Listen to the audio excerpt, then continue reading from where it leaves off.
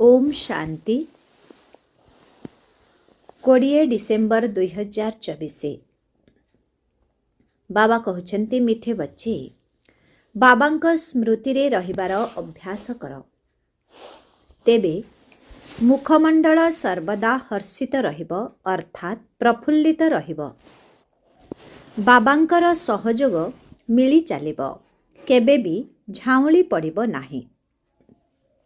आजिर प्रश्न, तुम पिलामानंकु एही ईश्वरीय विद्यार्थी जीवन केउ निशारे बा खुशी रे बिताइबाकु हेबो?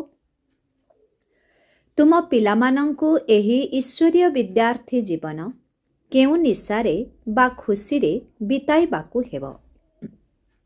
उत्तर, सदा सर्वदा एही निशा रहु कि आमे एही पाठ पढ़ा द्वारा राजकुमार राजकुमारी हेबो। तेणु एही जीवन को हसी खेली ज्ञानर नृत्य करी करी बिताइबाकु हेबो। सर्वदा उत्तराधिकारी होई फूल हेबार पुरुषार्थ करुथाओ। एहा हेउछि राजकुमार राजकुमारी हेबार कॉलेज। एठारे पढ़िबाकु भी हेबो तो पढ़ाइबाकु मध्य हेबो, प्रजा मध्य तैयारी करिबाकु हेबो, तेबे जाई राजा होई पारिबो। बाबा तो विद्वान ही अटंती, तेणु तांकर पढ़िबार आवश्यकता नाही। गीत बचपन के दिन भुला न देना। ओम शांति। एही गीत केवल पिलामानंको पाई उद्दिष्ट। जदिओ एहा सिनेमार गीत, किंतु किछि गीत तुममानंको पाई प्रयोज्य। जो माने सुपुत्र संतान अटंती सेमाने गीत सुनिबा समय रे तार अर्थ को हृदयंगम करिथांती। बाबा बुझाउछंती, मोर स्नेही पिलामाने, काहेकिना तुमे संतान होइछ। बाबा बुझाउछंती, मोर स्नेही पिलामाने, काहेकिना तुमे संतान होइछ। जेतेबेले संतान होइछ सेतेबेले पितांकर संपत्ति मध्य मने रहिबो। जदि संतान होई नाह तेबे संपत्ति को मने पकाइबाकु पड़िबो। पिलामानंकर स्मृति रे रहुछि जे आमे भविष्यतरे बाबांक ठारु संपत्ति नेबो। एहा हेउछि ही राजजोग, प्रजाजोग नुहे। आमे भविष्यतरे राजकुमार राजकुमारी हेबु। आमे तांकर संतान अटु। बाकी जेउ मित्र संबंधी आदि अछंती से समस्तंकु भूलिबाकु होइथाए। जनक व्यतीत द्वितीय केही मने न पड़ंतु, देह भी मने न पड़ु। देह अभिमान को छाड़ी देही अभिमानी हेबाकु पड़िबो। देह अभिमानी हेबा द्वारा ही अनेक प्रकारर संकल्प विकल्प आसुछि ओ उत्थान बदलरे पतन होई जाउछि।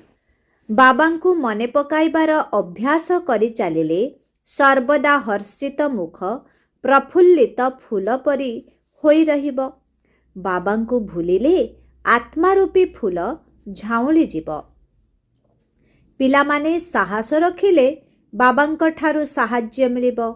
जदि संतान होई नाह तेबे बाबा केउ कथारे साहाय्य करिबे? कारण तांकर माँ बापा हेउछि माया रावण। तेणु रावण ठारु साहाय्य मिलिबो तळकु खसिबा पाई। तेबे एही गीत संपूर्ण रूपे तुम पिलामानंक पाई तैयारी होइछि। बचपन के दिन भुला ना देना। बाबांकु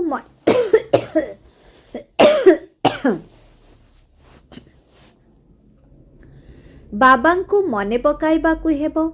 जदि याद करिबो नाही तेबे आजी जिए हसुछि काली पुणी कांदिबाकु लागिबो। याद करिले सदा हर्षित मुख रहिबो। तुमे पिलामाने जानिछ एकमात्र शास्त्र हेउछि गीता, जेउथिरे किछि किछि अक्षर ठीक अछि। सेथिरे लेखा जाइछि युद्ध भूमि रे शरीर त्याग कले स्वर्ग को जीव, परंतु एथिरे हिंसक युद्धर कथा ही नाही। तुम पिलामानंकु बाबांक ठारु शक्ति नेई माया उपरे विजय प्राप्त करिबाकु हेबो। ତେବେ ନିଶ୍ଚିତ ବାବାଙ୍କୁ ମନେ ପକାଇବାକୁ ହେବ। ତେବେ ଯାଇ ସ୍ୱର୍ଗର ମାଲିକ ହେବ।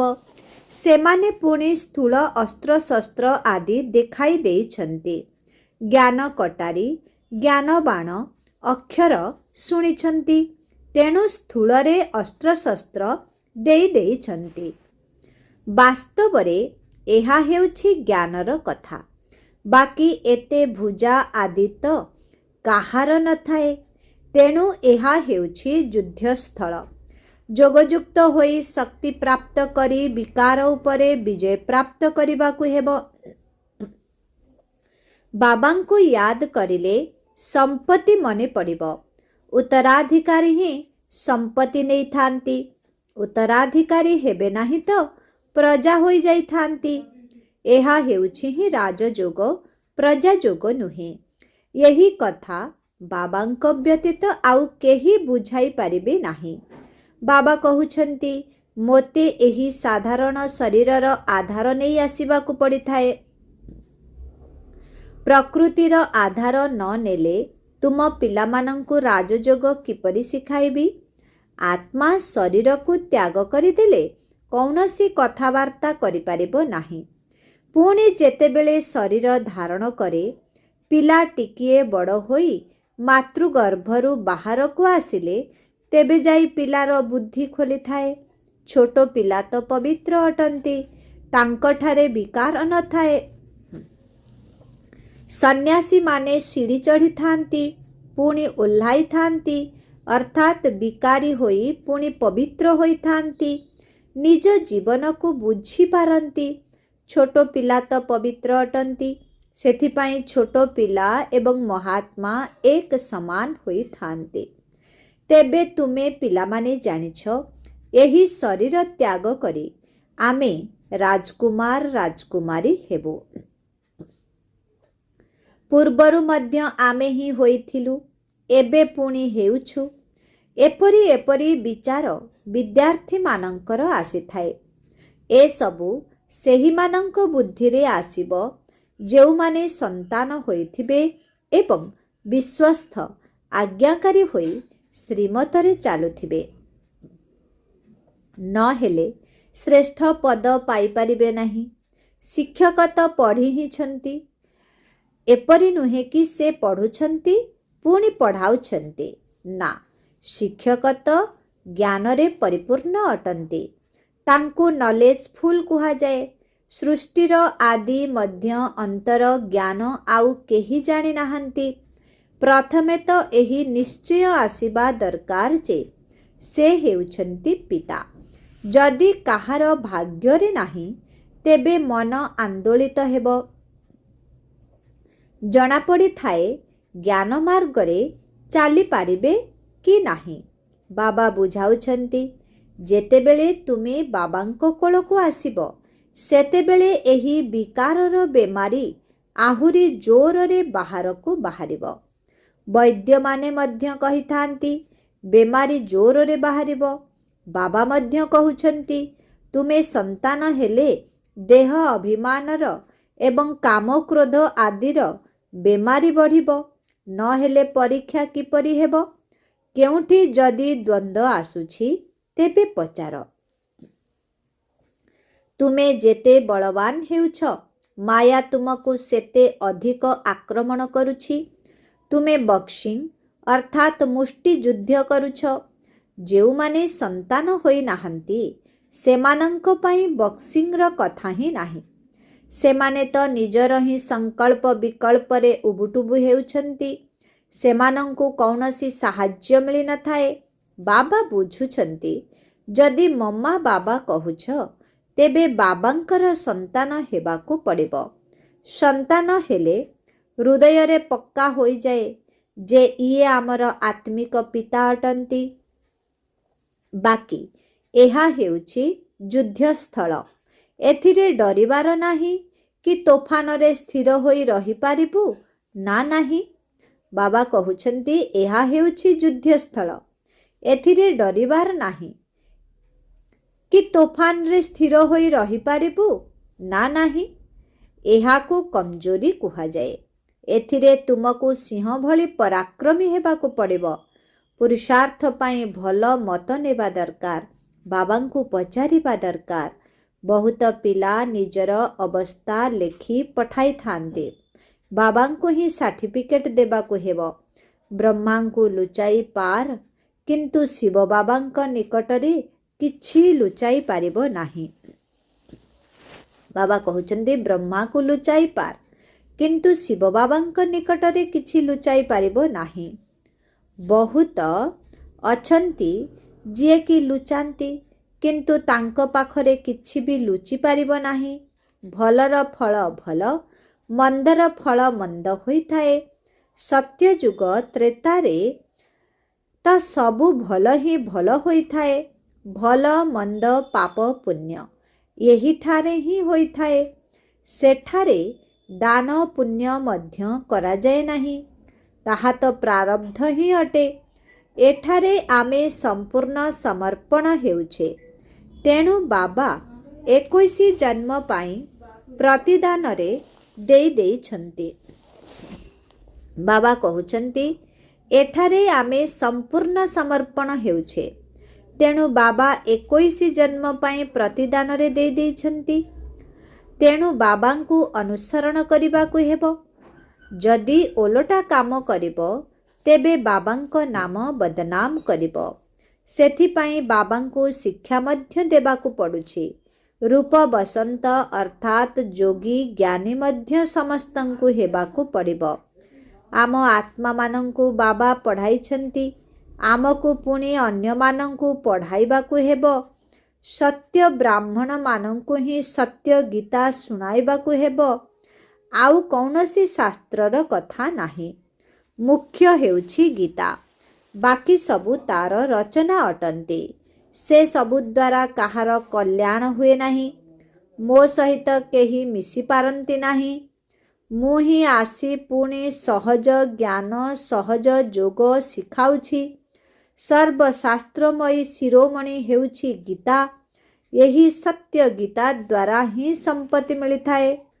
कृष्णंकु मध्य गीता द्वारा संपत्ति मिलिछि। गीतार मध्य पिता जे कि रचयिता अटंती, सीए आसी संपत्ति देउछंती। बाकी गीता शास्त्ररु संपत्ति मिलिबो नाही। रचयिता हेउछंती जणे, बाकी समस्ते तांकर रचना। प्रथम नंबर रे शास्त्र हेउछि गीता। तेबे पछरे जेउ शास्त्र सबु तयारी होइछि सेगुड़िक ठारु मध्य कौनसी संपत्ति मिलिबो नाही। संपत्ति सम्मुखरु ही मिलुछि। मुक्तिर वर्षा तो समस्तंकु मिलिबार अछि। समस्तंकु घरकु फेरी जिबाकु हेबो। बाकी पाठ पढ़ा द्वारा स्वर्गर संपत्ति मिलिथाए। पुणे जिए जेते पढ़ी पारिबो। बाबा सम्मुखरे आसी पढ़ाउछंती। जे पर्यंत निश्चय होई नाही कि किए पढ़ाउछंती, तेबे बुझिबे कौन बा प्राप्ति करि पारिबे। तथापि भी बाबांक ठारु सुनुछंती, तेबे ज्ञानर तो विनाश हेबो नाही। जेतिकी सुख मिलिबो पुणी अन्य मानंकु मध्य सुख देबे। प्रजा तयारी करिबे, तेबे निजे मध्य राजा होई जिबे। आमर एहा हेउछि विद्यार्थी जीवन। हसी खेली ज्ञानर नृत्य करी करी आमे जाई राजकुमार हेबा। छात्र जानी थांती जे आमे राजकुमार हेबु, तेणु खुशीर पारद चढ़ी थाए। एहा तो राजकुमार राजकुमारी हेबार कॉलेज अटे। दुनिया रे तो राजकुमार राजकुमारी मानंकर अलगा कॉलेज थाए। विमान रे चढ़ी कॉलेज को जाई थांती। विमान मध्य सेठारे संपूर्ण सुरक्षित प्रतिरोधक्षम होई थाए। केबे भांगी न थाए। केबे कौनसी प्रकारर दुर्घटना हेबो ही नाही। एहा सबु बुझिबार कथा। प्रथमतः बाबांक ठारे पूरा बुद्धिजोग रखिबाकु पड़िबो। द्वितीय रे समस्त समाचार बाबांकु देबाकु पड़िबो कि किए किए कंटारू कढ़ी होइछंती। बाबांक सहित पूरा संबंध रखिबाकु पड़िबो, जहा द्वारा टीचर मध्य निर्देश देई पारिबे। किए किए उत्तराधिकारी होई फूल हेबार पुरुषार्थ करुछंती। କଣ୍ଟାରୁ କଢ଼ିତ ହୋଇଛନ୍ତି, ପୁଣି ଫୁଲ ସେତେବେଳେ ହେବେ ଯେତେବେଳେ ସନ୍ତାନ ରୂପେ ସମ୍ପୂର୍ଣ୍ଣ ସମର୍ପିତ ହେବେ। ନହେଲେ କଢ଼ିରୁ କଢ଼ି ହୋଇ ରହିଯିବେ, ଅର୍ଥାତ୍ ପ୍ରଜାରେ ଆସିଯିବେ। ଏବେ ଯିଏ ଯେପରି ପୁରୁଷାର୍ଥ କରିବେ ସେହିପରି ପଦ ପାଇବେ, ଏପରି ନୁହେଁ। ଜଣେ ଦୌଡ଼ିଲେ ଆମେ ତାର ଲାଞ୍ଜ ଧରି ନେବୁ।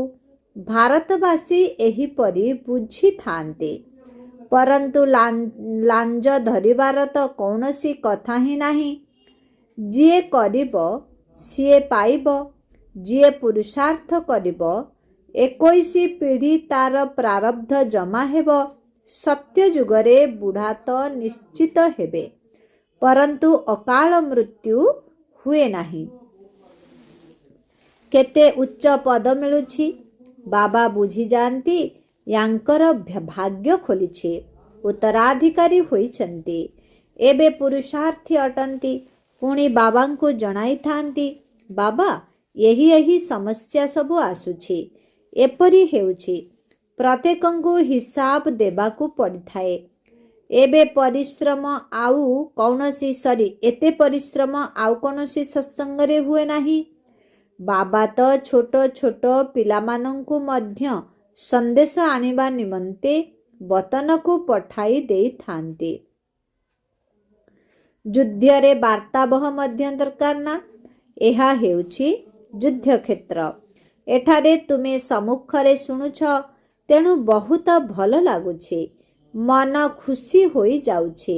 ବାହାରକୁ ଗଲେ ବଗୁଲାଙ୍କ ସହ ମିଶିବା ଦ୍ୱାରା ଖୁସି ହଜିଯାଇଥାଏ। ବାହାରକୁ ଗଲେ ବଗୁଲାଙ୍କ ସହ ମିଶିବା ଦ୍ୱାରା ଖୁସି ହଜିଯାଇଥାଏ।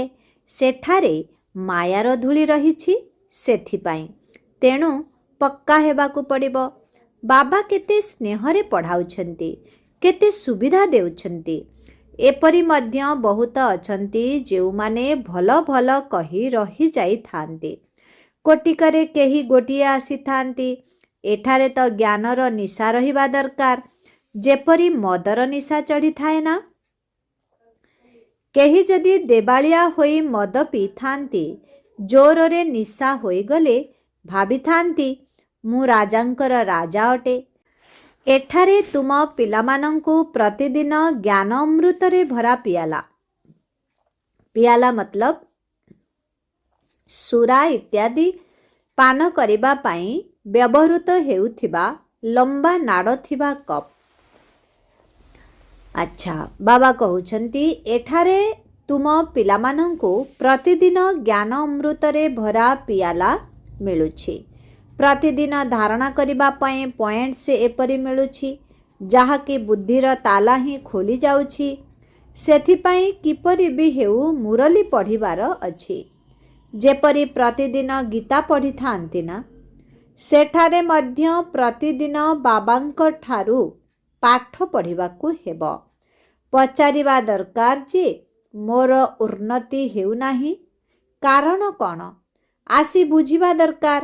ସେହିମାନେ ହିଁ ଆସିବେ ଯେଉଁମାନଙ୍କର ପୁରା ନିଶ୍ଚୟ ରହିଥିବ କି ସିଏ ଆମର ପିତା ଅଟନ୍ତି। ଏପରି ନୁହେଁ କି ନିଶ୍ଚୟ ବୁଦ୍ଧି ହେବା ପାଇଁ ପୁରୁଷାର୍ଥ କରୁଛି।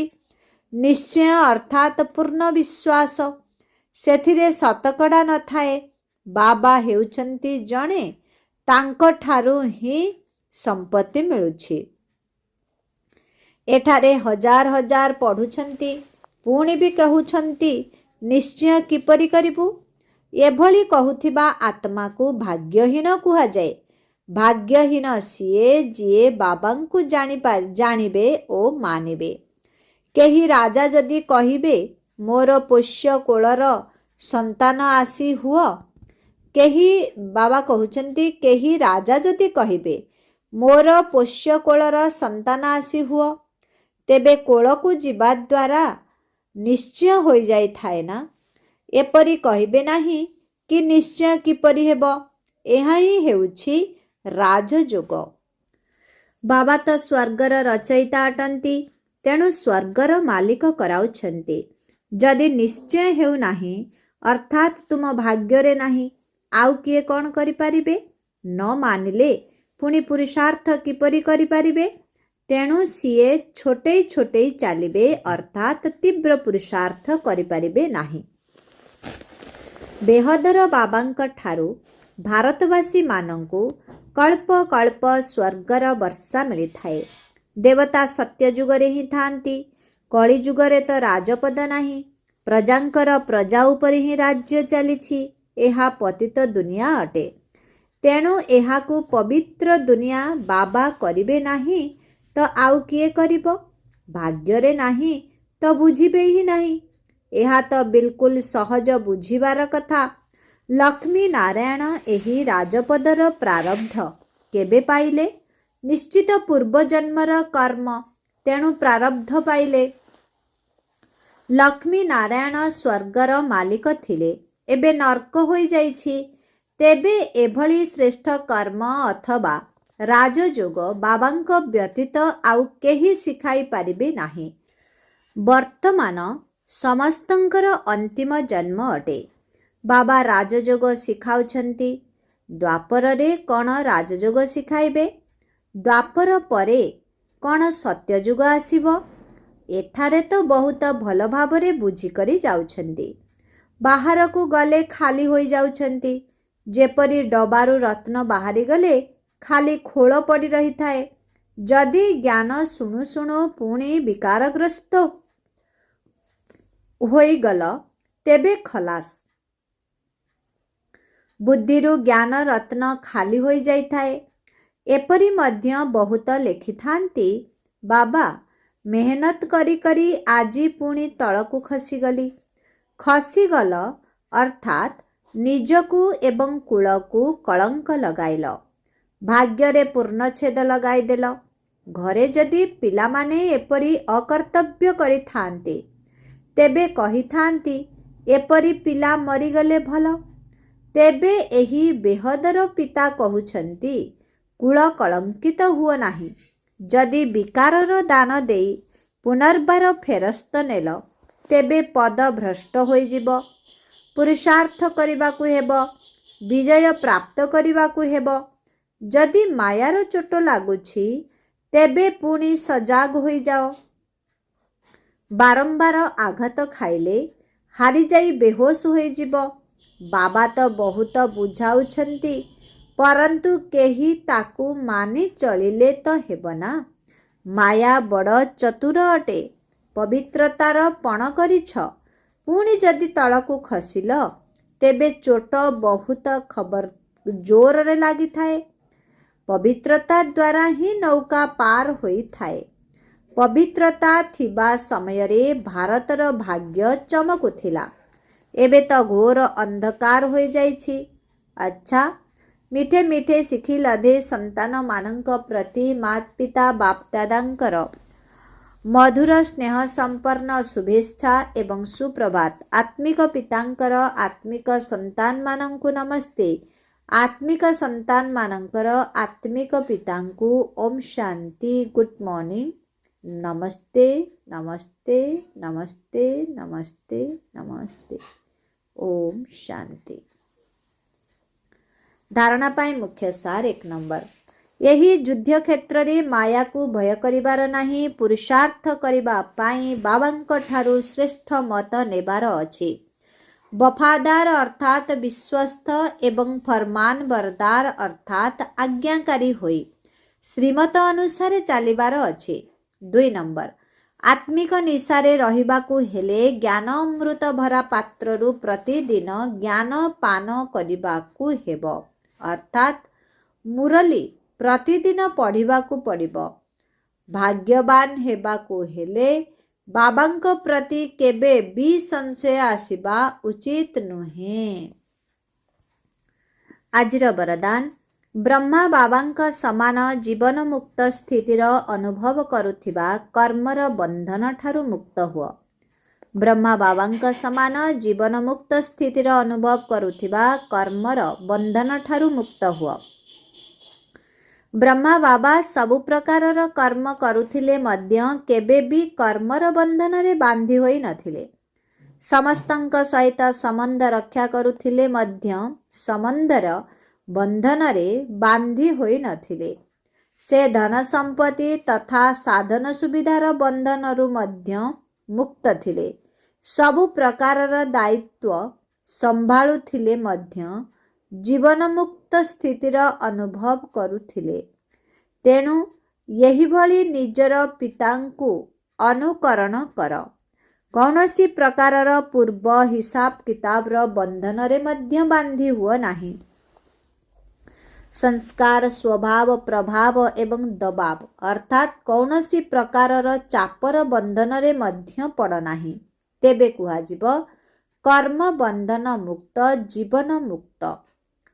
ଆଜିର ସ୍ଲୋଗାନ, ତମୋଗୁଣୀ ବାତାବରଣ ଭିତରେ ଯଦି ନିଜକୁ ସୁରକ୍ଷିତ ରଖିବାକୁ ଚାହୁଁଛ, ତେବେ ସାକ୍ଷୀ ହୋଇ ଖେଳ ଦେଖିବାର ଅଭ୍ୟାସ କର। ବାବା କହୁଛନ୍ତି, ତମୋଗୁଣୀ ବାତାବରଣ ଭିତରେ ଯଦି ନିଜକୁ ସୁରକ୍ଷିତ ରଖିବାକୁ ଚାହୁଁଛ, ତେବେ ସାକ୍ଷୀ ହୋଇ ଖେଳ ଦେଖିବାର ଅଭ୍ୟାସ କର। ଓମ୍ ଶାନ୍ତି।